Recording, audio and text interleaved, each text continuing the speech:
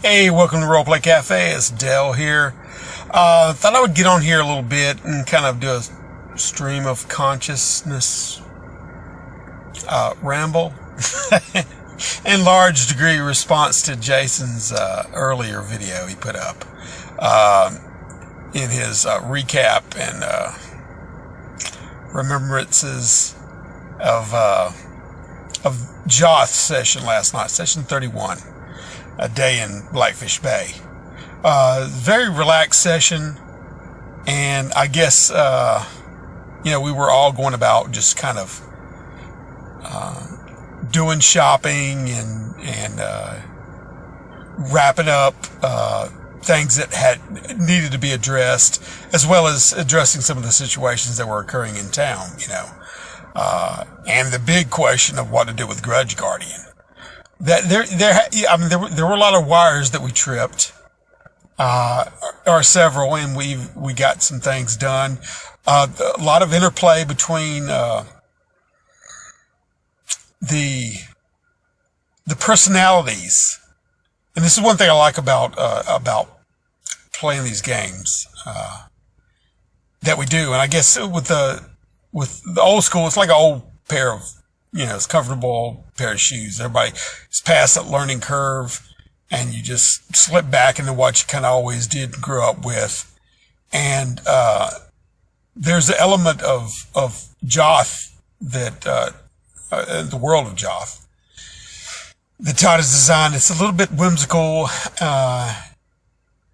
and maybe a little bit gonzo-ish, because let's face it, back in those days, it was a hodgepodge of things that were thrown together in a land. I mean, I think it was, actually, I live in South Carolina. I think the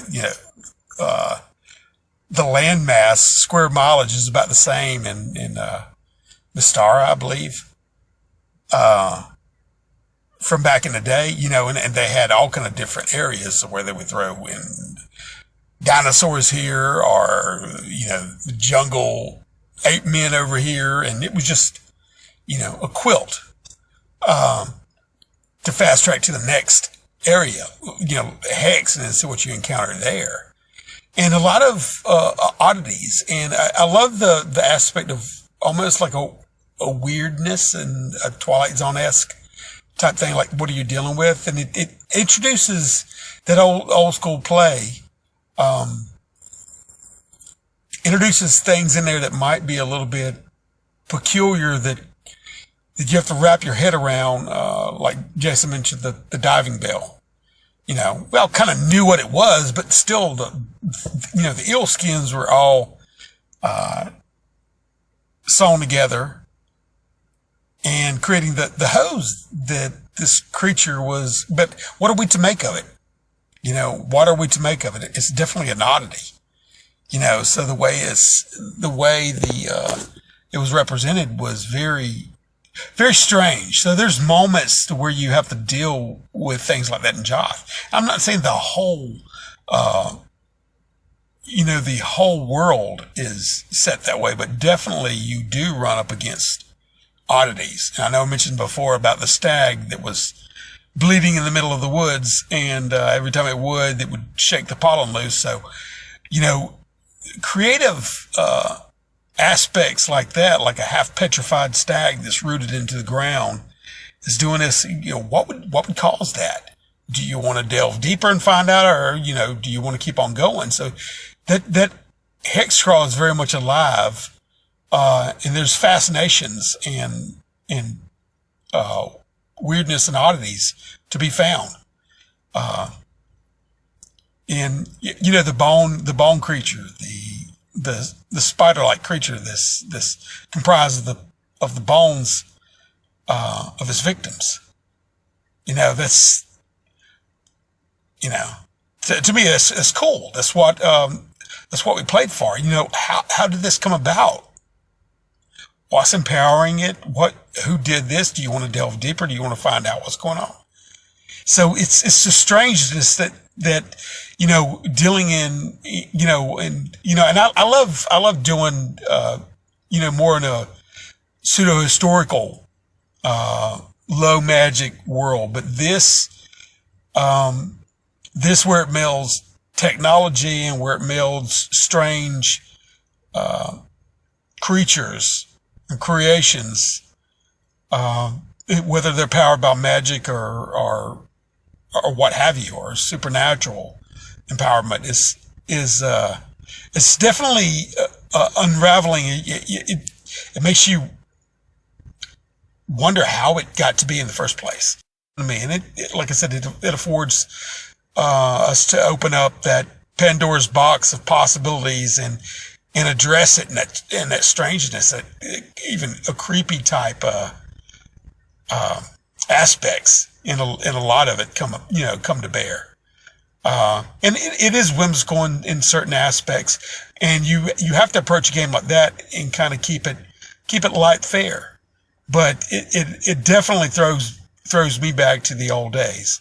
Not that I didn't play back in the old days. I mean, a lot of, I wanted to get into a little bit about what my character Trotter Fingersmith, to me, is a little bit of an experiment. Because back in the old days, if you were just like in the earlier game, when it was basically delving into dungeons or caverns or what have you, it's dangerous, and Joth is still dangerous. All of us has had several characters that bite it, and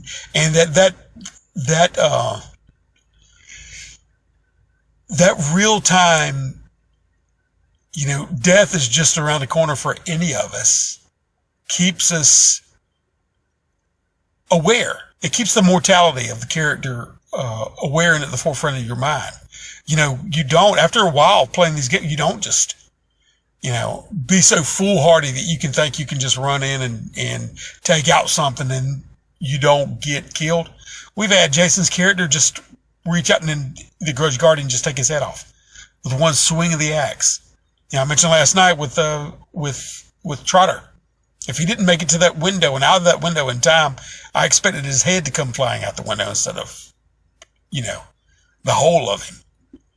And alive and bleeding. So, breathing. So you've got to pick your poison and pick your battles and be really, really aware of the choices you make.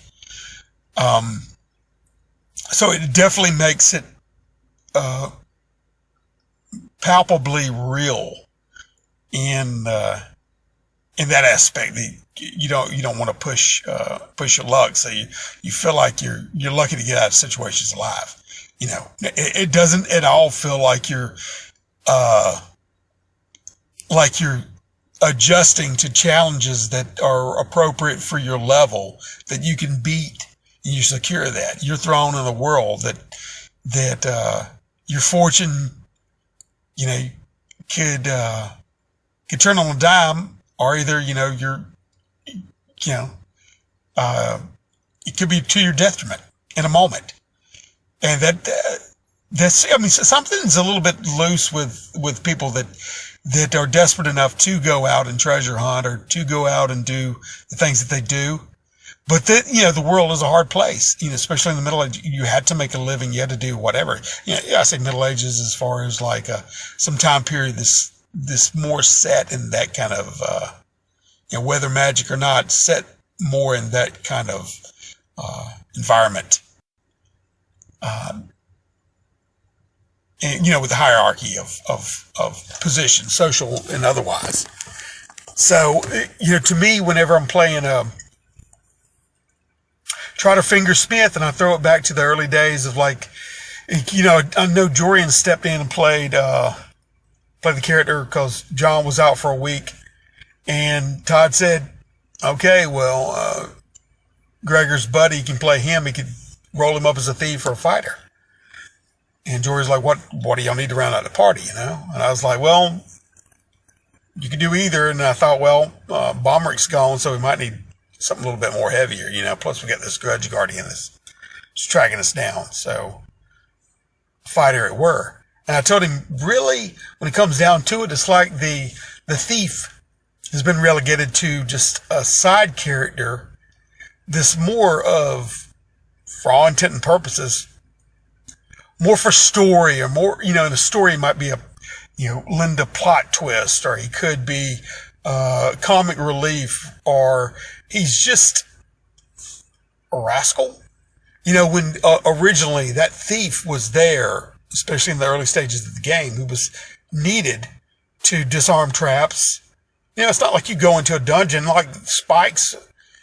They're supposed to be driven into the door because these doors will shut right behind you when you go into another room of the dungeon. So you get deeper and deeper, and you've got to. It's a little bit like Indiana Jones, you know what I mean, when you're going into an area. So there's some trepidation with it, and you have to have that thief. His role and his utility was a necessity, is what brought him to bear when you're going into a situation like that. And then when you get out into the wilderness, he's less needed, more there. Maybe he could go steal some food somewhere, break into an area.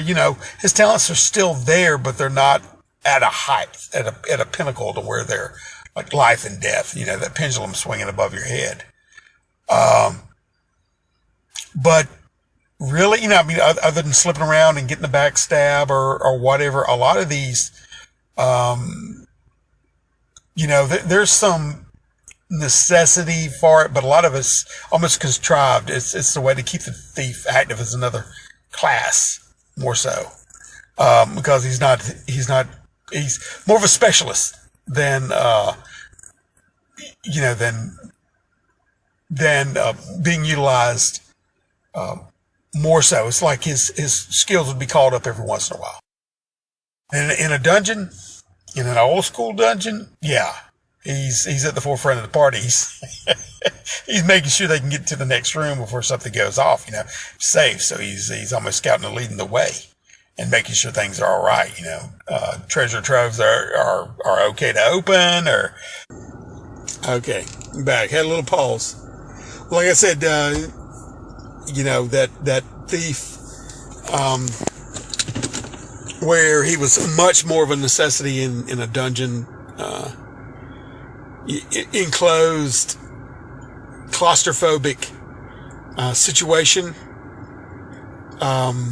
And then when you move out of the confines of the dungeon into the wider world, he becomes more of a specialist to get things done, and he may have his moment in the sun every few sessions or so. But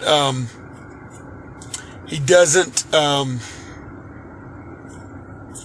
stay at the forefront. So in my mind, especially in the later uses of him, the higher you get, I wanted to find a way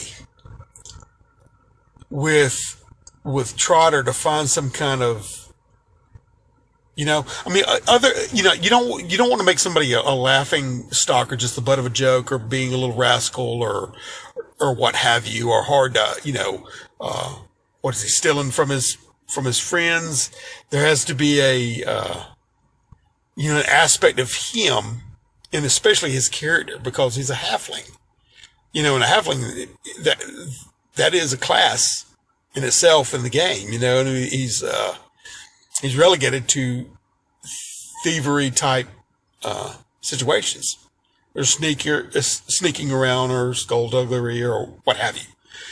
Now, whenever you got to realize the halfling is 65 pounds soaking wet, and in this world, it's not like he's some kind of a hoss and has the bravado or can he be afforded to act that way, of just barreling into like a tank into a situation and thinking he's going to be all right. Now, if you have an individual like that, it's about 65 pounds, 70 maybe on the heavier edge. If he's a little bit more stout, that he's not going to be any kind of a powerhouse. How would he interact with individuals who are much larger in a larger world? And being that situation, Trotter had, to my mind, had to be someone who has to be of some importance to others, or either others have to depend on him in a certain way to where they just won't turn their back on him, because he can't trust that they will befriend him. He may utilize that in hopes that something's going on. I think that the most inside of the sessions we've had is with Lauren, where Lauren would listen to him, because Trotter is a little bit, he can fall for a little bit of flattery. And, if somebody allows him to speak and here's through his tales and whatnot, he'll indulge himself, and whether or not he admits it, but he kind of gets a little shine for him. But otherwise, he needs somebody that, like when he jumped out of the window and fell in there, Stallworth is dependent upon Trotter for his wages, as well as the other ones in the boat that he's hired. So if they want continual wages, he would think that Stallworth would pull him on board. The other one's not so much. Like when he's dealing with Jason's character, he sees the boy as not really using his head, being more emotionally geared toward, which understandably, like vengeance with his family. But Trotter has he needs to have a circle of people around him to be able to protect him or fend off, where he can pivot around them and kind of get lost and keep a small enough,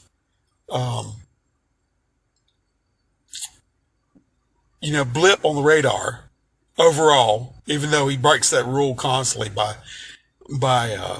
being emboldened. That's the irony of his character.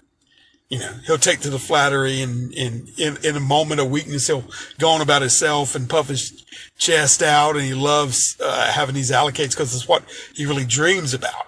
But when it comes down to the hard truth of life, he needs people around him that are able and willing to protect him, and the only way he can feel secure about that is if he's in a financial situation where he can have some kind of, where they need him, or whether he can broker some kind of a deal for them or have connections for them. So this is what motivates him in a person of his stature to get along with the world. He has that advantage of being small in stature and size to be able to hide or get out of a sticky situation if possible. It comes down to it. But the more money he can make, and the more it will encase him, cocoon him in protection. That's ultimately what he wants to do. And with these characters that I introduce in Joth, I don't see anybody, like I said, some people, some characters that get into this, they could be like pirates, would go out and blow their money as quick as they could get it, in real life. But he can't afford to do that. Maybe if he felt invincible to where he was a barbarian, he wouldn't care. He could go out and conquer again. But this isn't the way with him. So he's got to have some kind of long-term plan to secure himself. And, that's what he's geared to do.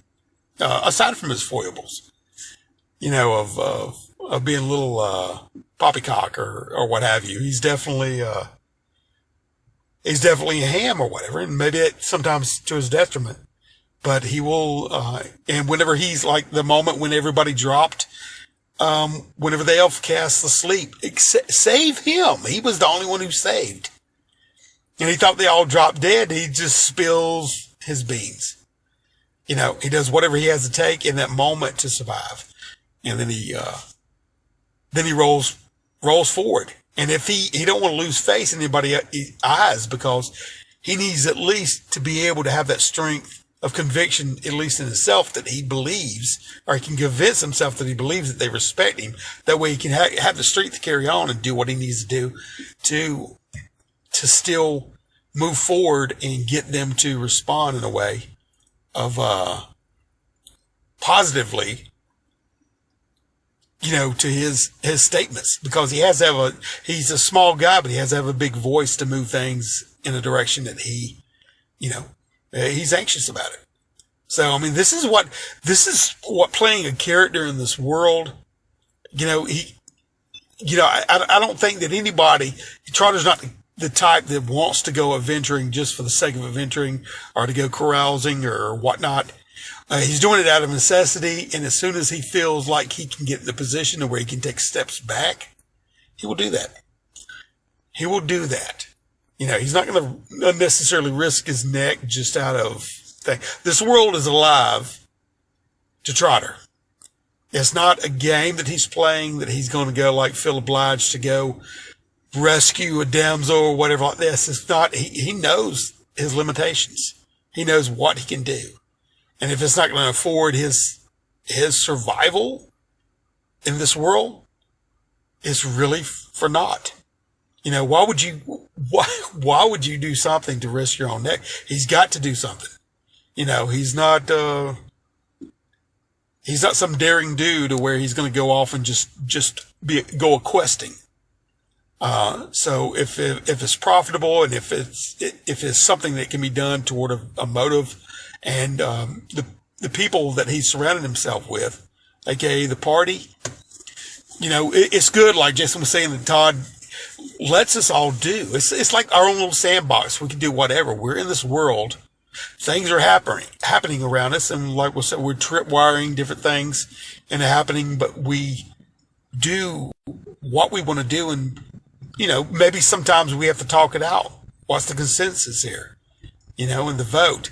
And in general, I think I like some kind of, in these games, I've tried to organically come up with situations where there's like necessity for one person to be around the other person. Like, he's my brother, he drives me crazy, but he's my brother, so I'm going to watch out for him.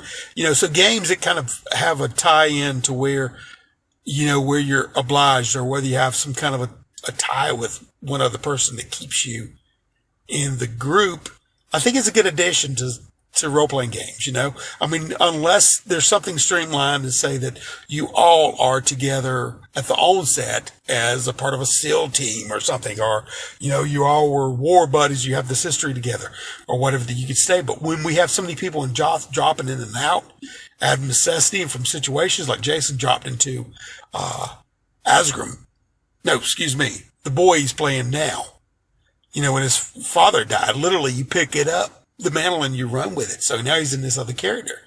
But we have to have, through the times, they have to bond together. But you have to have that integrity of character. You have to play that character fully to who he is, and who he can be realized in this world. If he can live, that could have been the end of Trotter's story if his head would have come flying out that window, if the Grudge Guardian got him. He managed to live. They pulled him up on the boat and he was off. And then we'll carry on from there. We'll see what he can go. If he's lucky enough to live and to get in a position to where he can afford himself some protection or status to where he's not reached or doesn't have to risk his neck, that'll be the point where he retires. And it's only logical. And he settled down in one of these communities, and we'll see what another one goes. My intent with these games is not to reach, unless I was playing a character that simply was a sellsword or wanted to go questing to prove himself or some kind of ilk like that, that would be fine. That's what I would be motivated toward. And, like I said, these characters that are halfling/thief or whatnot, if we're not in a dungeon, like classic early old school play, I'm trying to find a place for how these characters, not only as a person and a character in the world, how they would act, but what is their role within the party? What is a more legitimate role for him? And to me, it's to build some connections up, and to where he's not so dispensable, to where he needs to be used in the party, but he'll talk to the boy, Jason's, character. They'll iron out the differences, or at least he'll attempt to, but I think Trotter, the way he sees him, he's a little bit, young and naive and blinded by revenge to be able to set up what he needs to set up, because, let's try to explain what I'm trying to do is going to benefit us all. Now, he's not going to magnify his own gains in this, but he'll magnify their opportunities to profit off of what he has planned, right? And then we go from there. But just to run off on a side quest to do something because it may be morally right to do in the overall scheme of things, I would, I'm not just going to, Trotter's not going to follow things like that. He would be, out of his depth. So that's just him. But we all play our characters to their strengths. And, that's what Trotter's trying to become. Is trying to become a means of contact with others and backdoor dealings, and maybe getting to the black market a little bit, or maybe find, he's got to plant himself inside the party to be of use more so. And, that being in essence, a planner of such. If they can find value in him, that they can become more profitable by hanging around him and picking up the excess and helping him and him helping them, then maybe he has a chance to stay with the party, and they have more of a chance to stay alive too. Because look at it, it's a dangerous world. Whether we need to hire retainers or hirelings or whatever we need to do to get some things done, we need to do it. And that's one thing awesome about the old school too. When you buy something means, like, John had to go in there and buy the quill and pen and parchment to do what he had to do. It's something you can't just do it unless you have the gold to buy it, and there's ways of getting it done, but I love that openness. I think Jason had spoke earlier about, Mark. I remember that campaign too. He was playing Basic Fantasy when Mark, decided to, I hadn't joined yet, but, he said Mark had decided they had a silver mine and decided to mint coins to undermine the king or the ruler of that area, right? So they was putting their own mint on these silver coins. And, I joined, and they was just traveling with all this coinage in a wagon and was just passing it out, trickling it out into the currency, and we were north of the river, and I think there was 2 countries, traveling north, and finally got on this ship, and where we discovered that it had nothing but, weaponry on it, and it sails south, and we hitched a ride and got off there, and I remember the captain was having trouble selling it. Yeah, maybe it was a stalling tactic. He was sitting in port, and we got up to a certain area where it was in the town, right outside the town, and found out that there was a goblin horde about to attack. Well, to me, in my character, this is the perfect way to make money. Go back to the ship,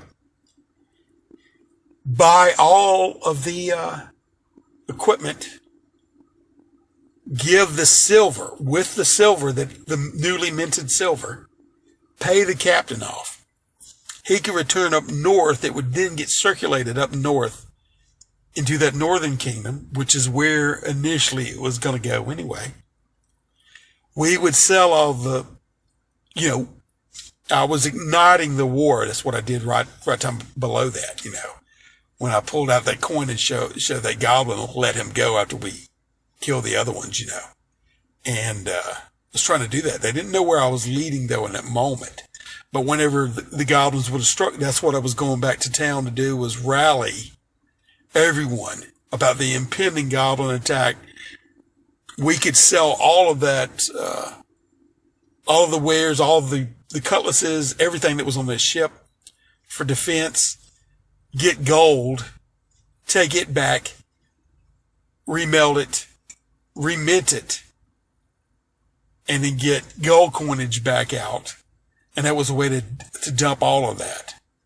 So that I think it stopped right there, but you could see where there was more of a destabilization going on in the kingdoms. That I was trying to continue with their original plan. And so I like being able to do that. The world is your oyster, and it's all a sandbox. And whatever you can do on a macro or micro level, you can think big. If you can get it done, do it. But yeah, it's very enjoyable, and love playing it. Glad to see everybody else does and enjoying themselves and taking it light fair. Really appreciate Todd's take on the world. Whimsy, strange curiosities, and old school play, open hex play is awesome. Is awesome because he doesn't when he plays, he doesn't know either. He rolls to find out reactions. He rolls to find out what's in an area when we get there. Random things as we travel. It's great. It's great. Really having a great time with it. But just wanted to add a few things to what Jason was saying earlier in the video. So it's a bit of a video response, but a little bit of a character dive into Trotter too, because to me, I need to find out just at what point, like that transition from old school thief inside the dungeon to the utilization of how would you get creative to making more of a necessity within the party with modern sensibilities in games, other than just being comic relief or the butt of a joke or a specialist whenever he's needed for whatever time something may crop up that you have to pull out the thief card, aside from a backstab every once in a while inside of combat. So anyway, I'll let you guys go. Have a great evening, and see you at the table. Bye.